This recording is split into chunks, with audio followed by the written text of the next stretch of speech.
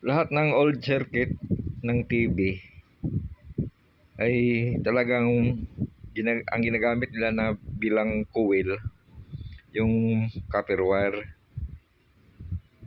Hindi katulad ngayon sa mga bago na mga model na yung mga CRT, yung tube pa lang hindi yun LCD, yung mga made in China na circuit board nila ay hindi na yan, saway ang ginagamit o copper, kuha na yan, aluminum, mura lang yan dahil mahal na ang copper. Yun ang ginagamit ng mga China board na TV. Hindi na copper. Ito coil, ito coil, copper pa ang laman nito, copper wire. Mas mahal ang kilo ng copper wire, tag 500 ang kilo nito. Ito ang laman nito, copper wire.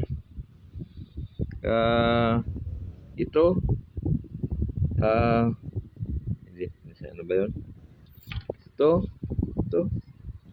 copper wire, ito coil, ito lahat na coil ng lumang circuit board, yung mga copper wire ang laman. Ito copper wire. Salamat po.